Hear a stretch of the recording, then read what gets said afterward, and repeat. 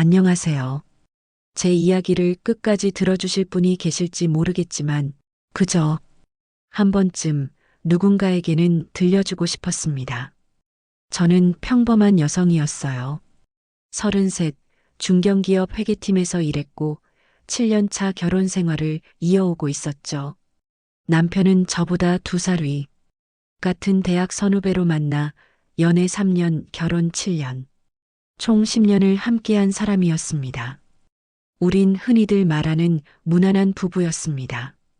크게 싸우지 않았고 경제적으로도 부족함 없었고 서로의 시간을 적당히 존중해주는 관계였어요.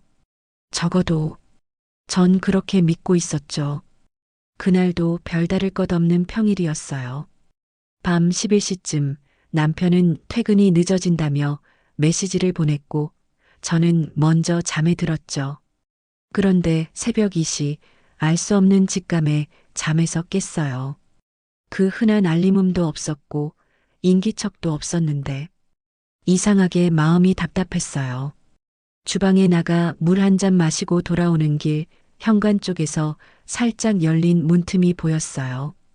그리고 남편이 들어오고 있었죠.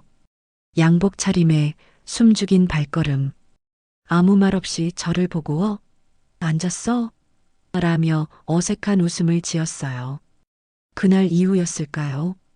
제 안에서 뭔가가 무너지고 있다는 걸 느낀 건 남편의 퇴근이 점점 늦어졌고 주말엔 출장, 회식이 늘어났습니다. 핸드폰엔 항상 잠금이 걸려 있었고 화장실에도 들고 들어가더군요.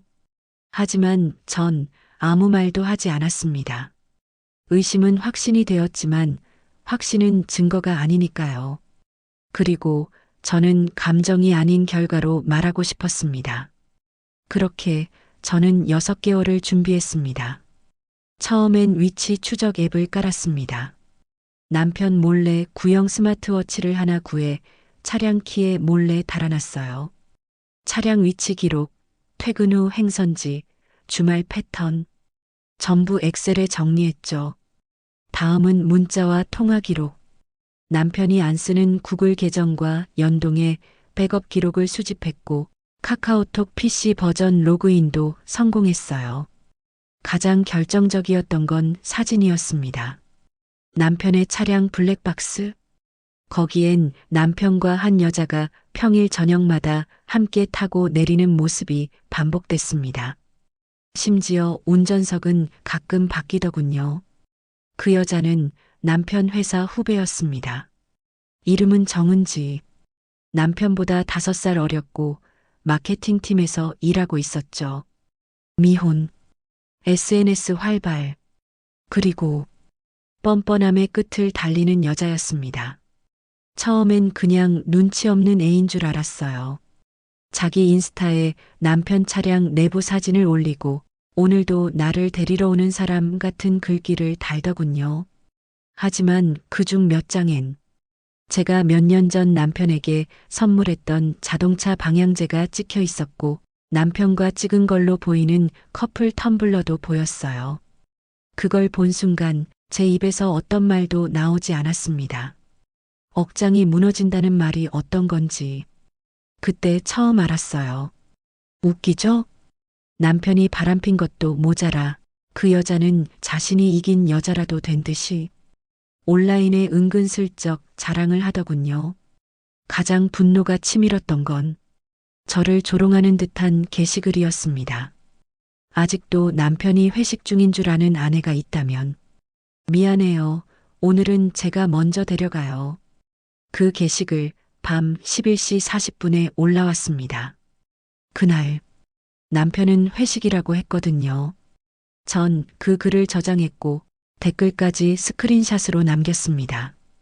그날부터 저는 더는 감정적으로 흔들리지 않기로 했어요. 분노도 슬픔도 다 접었습니다. 왜냐면 끝을 보기로 했거든요. 이혼 준비는 생각보다 복잡했어요. 가장 먼저 한 건 전세 계약 해지였습니다. 집은 제 명의였지만 계약 갱신이 3개월 남아 있었기에 집주인과 미리 상의해 계약 종료 시점을 당겼습니다. 그 다음은 차량. 남편 명의로 되어 있던 차량은 사실상 제 돈으로 산 거였어요. 결혼 전부터 모은 제 돈 2천만 원과 부모님 지원금으로 구입했죠. 그래서 차량 이전 당시 명의 변경 동의서를 제가 사진으로 보관하고 있었고, 그걸 바탕으로 정식 소유권 이해 제기 절차에 들어갔습니다.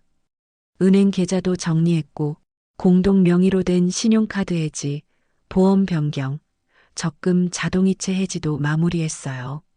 6개월이라는 시간은 슬퍼할 시간이 아니라 정리하는 시간이었어요. 그리고 이혼 소송을 시작했습니다.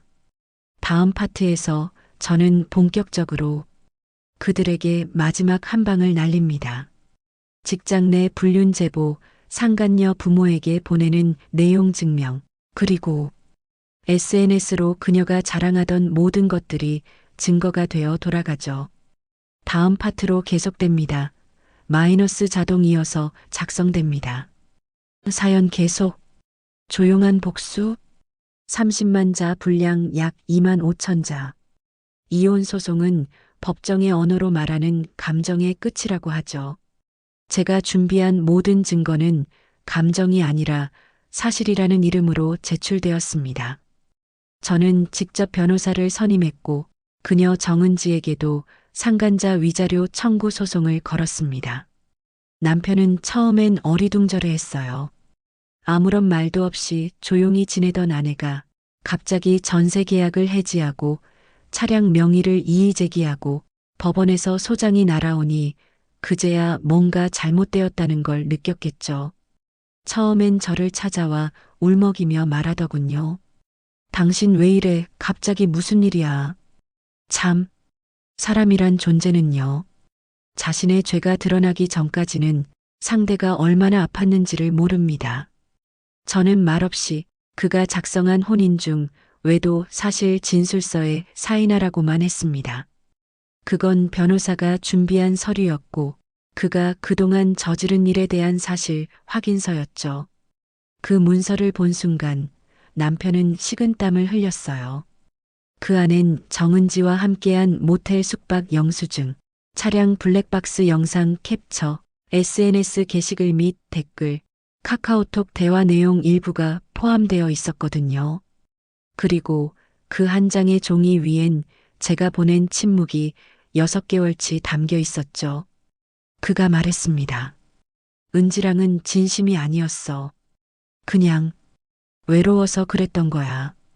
그 애가 자꾸 다가와서 내가 잠깐 정신을 못 차렸던 거야. 당신은 알잖아. 내가 얼마나 힘들었는지. 웃기죠? 바람 피운 사람이 가장 먼저 내미는 핑계는 내가 외로웠다는 말이에요. 제가 말했어요. 나는 그동안 아무 말 안 하고 아무 행동도 안 한 게 아니야. 넌 내 앞에서 바람을 피웠고 난 그걸 그냥 두지 않았어. 그냥 조용히 철저히 준비했을 뿐이야. 그리고 다음 날 정은지에게 내용 증명이 발송됐습니다. 상간녀 위자료 청구 소송을 알리는 법적 서류였죠. 그녀는 처음엔 비웃었습니다. 진짜 법적 대응까지 하실 줄은 몰랐네요. 이제 와서 이런다고 뭐가 바뀌나요? 그러더니 자신의 SNS에 또 글을 올렸죠. 사랑이라는 이름으로 공격받고 있는 중. 진심을 지키고 싶었을 뿐인데 세상은 잔인하네요. 그 글에 달린 댓글들엔 그녀의 친구들이 헐 누가 또 질투하나 보네. 언니는 잘못 없어요. 사랑은 자유잖아요. 이런 말들을 적고 있더군요. 그때 제가 선택한 건 침묵이 아니었습니다. 직장 제보, 정은지가 다니는 회사, 그리고 남편의 회사는 같은 건물에 있는 계열사였습니다. 서로 조직도는 다르지만 회식, 워크숍, 프로젝트는 자주 함께했고 HR 부서는 내부 신고 시스템을 갖추고 있었죠. 제가 보낸 제보 메일에는 이렇게 적혀 있었습니다. 안녕하세요. 귀사 직원 어 씨와 B 씨는 1년 이상 부적절한 관계를 유지하며 업무 외 시간은 물론 근무 중에도 사적 만남을 지속했습니다. 해당 내용은 블랙박스, 호텔 영수증, SNS 등 다수의 정황 증거로 확인되며 내부 윤리 강령에 따라 사실 확인과 조치를 요청드립니다. 그리고 그녀의 SNS 사진 몇 장과 남편과의 위치 기록, 퇴근 시간대 불일치 자료 등을 모두 첨부했죠. 며칠 뒤 남편과 정은지는 각각 윤리위원회 면담 요청을 받았습니다. 사내 불륜이 명백히 증명되었고 정은지는 계약직에서 정규직 전환을 앞두고 있던 시점이었기에 전환 취소 및 내부 징계가 결정되었습니다. 남편은 감봉 3개월의 사내 경고, 정은지는 전환 불가와 함께 부서 이동 통보를 받았죠. 그때서야 그녀는 저를 찾아왔습니다. 아니, 정확히는 DM으로 메시지를 보내왔죠. 죄송해요. 이렇게까지 일이 커질 줄은 몰랐어요. 제가 경솔했어요. 남편분이랑은 정말 끝났어요. 제발 고소만은 취하해 주실 수 없을까요? 그 순간에도 저는 감정 없이 응대했습니다. 죄송하다는 말은 변호사에게 하세요. 앞으로는 연락하지 않으셨으면 합니다. 그 후 그녀는 SNS 계정을 비공개로 전환했고 모든 게시글을 삭제했습니다. 사람들은 몰랐겠죠. 그녀가 올렸던 화려한 커플 스토리, 그 속에 숨겨진 조용한 전쟁이 이렇게 끝났다는 걸. 남편은 결국 저에게 합의 이혼을 제안했습니다. 그는 지쳤고 무엇보다 더는 자신이 피해자인 척할 수 없다는 걸 알았겠죠. 우리는 이혼 조정기일에 참석했고 재산 분할 없이 제안한 위자료와 차량명의 이전 동의서, 추가로 부양 책임을 묻지 않는 서류를 포함해 모든 걸 정리했습니다. 그날 법정 앞에서 남편이 말했습니다. 넌 항상 조용했지만 제일 무서운 사람이었어. 저는 대답하지 않았습니다. 굳이 뭘 더 말해야 했을까요? 이미 모든 말은 끝난 후였으니까요. 이후 저는 그 집을 떠났습니다. 전세 만기일 이전에 짐을 정리했고 회사에도 퇴직 의사를 밝혔어요. 복수를 마쳤다고 해서 그 사람들과 같은 공간에서 다시 살아가고 싶진 않았거든요. 퇴직금으로 조용한 도시 외곽 원룸을 얻었고 잠시나마 정말 혼자가 되는 시간을 보내고자 했습니다. 그곳에서 저는 아무것도 하지 않았습니다. 눈을 뜨고 햇살을 보고 커피를 내리고 책을 읽다가 울고 소파에 기대 멍하니 창밖을 보며 하루를 보냈어요.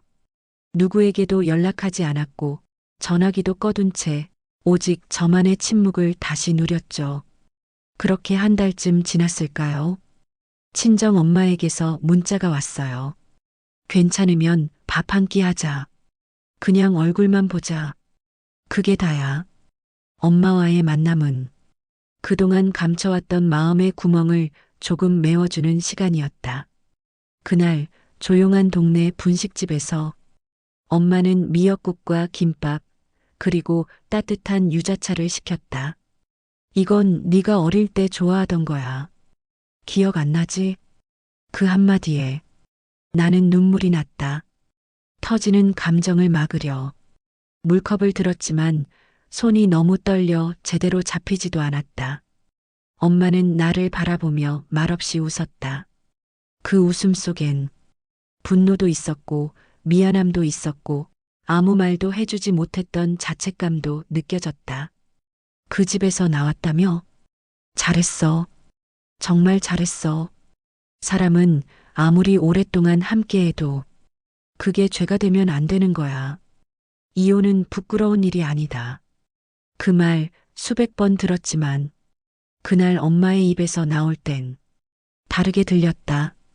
그건 누군가의 위로가 아니라 같은 여자로서 건네는 진심이었으니까.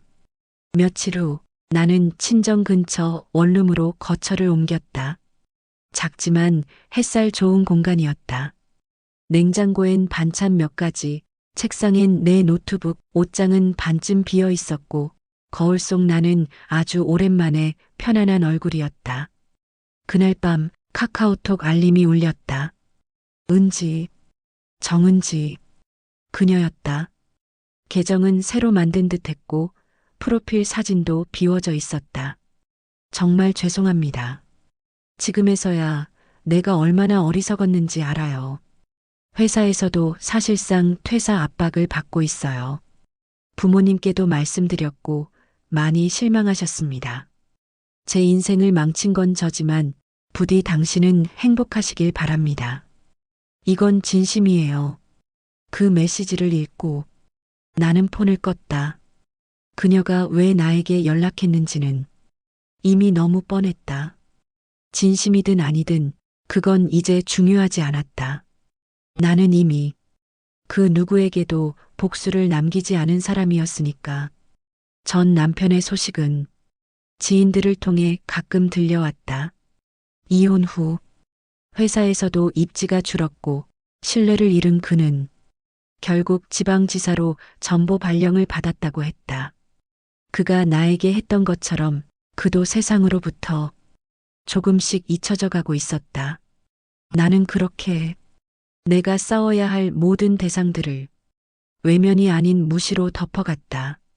복수의 끝은 고통이 아닌 무관심이었다. 시간이 지나 나는 작은 디자인 스튜디오에서 프리랜서로 일하게 되었다. 전공과는 무관했지만 평소 관심 있던 분야였고 혼자 하는 작업이 많아 내성적인 나에게 딱 맞았다. 매일이 조용했고 매일이 따뜻했다. 새로운 인간관계도 만들었고 가끔은 동네 카페에서 낯선 사람들과 몇 마디 나누기도 했다. 그런 어느 날 내가 일하고 있는 카페에 한 남자가 들어왔다. 차분한 인상, 수트 차림이었지만 왠지 정돈되지 않은 듯한 분위기. 그는 조심스럽게 내 옆자리에 앉더니 이렇게 말했다. 저기, 혹시 이근아 씨 맞으시죠? 나는 깜짝 놀라 그를 쳐다봤다. 저 혹시 기억 못 하시겠지만 대학교 때 같은 동아리였어요. 사진 동아리. 나 박현우. 맞다. 박현우. 내가 대학 시절 잠깐 짝사랑했던 사람이었다. 그는 여전히 따뜻한 사람이었고 대화는 오래된 친구처럼 자연스러웠다. 그날 이후 우린 가끔 카페에서 마주쳤고 조금씩 연락을 주고받게 되었다. 어느 날 그가 물었다. 혹시 지금 누군가를 만나고 있는 건 아니죠? 나는 잠시 침묵하다가 고개를 저었다. 아니야. 아직은. 그는 웃으며 말했다. 그럼 천천히 알아가도 괜찮을까요? 그 말에 나는 오랜만에, 정말 오랜만에 따뜻하게 웃을 수 있었다. 그날 이후로 우리는 주말마다 산책을 함께 했습니다. 서울 외곽의 조용한 공원, 커피 한 잔 들고 걷기 좋은 강변, 그리고 비 오는 날엔 작은 서점에서 각자 책을 읽으며 시간을 보냈죠. 현우는 조급하지 않았습니다. 자신의 감정을 드러내면서도 내가 불편해하지 않도록 내 과거에 대해 캐묻지 않았고 내 침묵을 기다려줄 줄 아는 사람이었어요. 그런 사람이 있다는 게 처음엔 어색했고 조금은 무섭기도 했어요. 언젠가는 떠날지도 모른다는 경계심이 남아 있었거든요. 그런데 그는 매번 말했어요. 근아 씨가 말해주고 싶은 날이 오면 그때 들어도 돼요. 그게 1년이 걸리든 10년이 걸리든 그 말에 나는 조금씩 마음을 놓았습니다. 그리고 어느 날 나는 그에게 처음으로 내 이야기를 꺼냈습니다. 남편이 바람을 피웠던 이야기, 그걸 알고도 6개월 동안 침묵했던 이유, 그 침묵의 끝에서 내가 선택한 것들, 그리고 모든 것을 끝낸 후에도 여전히 남아 있었던 내 마음의 상처. 현우는 아무 말 없이 내 이야기를 다 들었습니다. 말이 끝났을 때 그는 조심스레 내 손등 위에 자신의 손을 올려놓았어요. 근아 씨, 그동안 정말 수고했어요. 그 누구보다 잘 견디고 잘 버텨줬네요. 그 말에 나는 울고 말았어요. 그 누구도 내게 수고했다는 말을 해준 적 없었거든요. 시간은 그 어떤 말보다 강력한 약이었습니다. 나는 조금씩 예전의 나로 돌아왔고 예전보다 더 단단해진 나로 변해갔어요. 새로운 프로젝트를 맡고 새로운 사람들을 만나고 가끔은 현우의 어머니 댁에 함께 가기도 했습니다. 그는 말했어요. 나는 다시 사랑을 믿게 됐어요. 그나 씨 덕분에. 그 말에 나는 조용히 미소 지었습니다.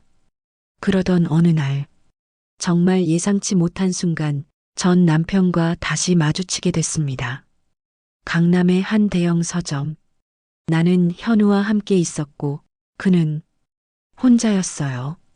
우연히 같은 책 코너 앞에서 마주쳤고 잠시 눈이 마주쳤습니다.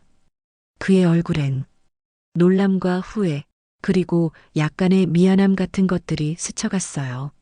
나는 가볍게 고개를 끄덕였고 그도 작게 인사를 했습니다. 그게 전부였습니다. 그날 밤 전 남편에게서 메시지가 왔습니다. 잘 지내는 것 같아 보기 좋다. 옆에 있는 남자 참 너랑 잘 어울리더라. 나도 이제야 그때의 내 선택이 얼마나 어리석었는지 알아.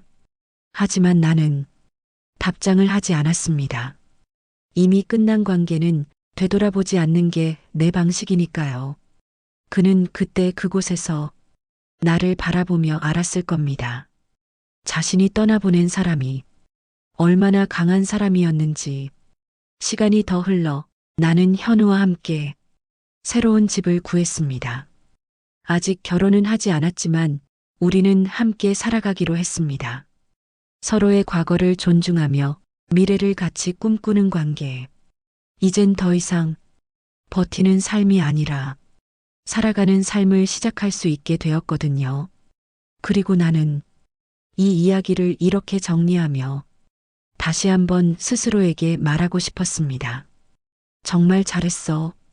아무도 몰랐지만 당신은 끝까지 잘 견뎌냈고 스스로를 지켜냈고 결국엔 다시 웃게 되었어. 이건 단지 바람과 복수의 이야기가 아닙니다. 이건 한 여자가 무너진 후 다시 일어서기까지 침묵 속에서 모든 걸 준비하고 고요하게 복수한 뒤 스스로를 회복해낸 이야기입니다. 그리고 언젠가는 이 이야기가 누군가의 어두운 시간에 작은 위로가 되었으면 좋겠습니다. 당신은 혼자가 아니라고. 그리고 아무리 깊게 상처받았더라도 다시 웃을 수 있다고.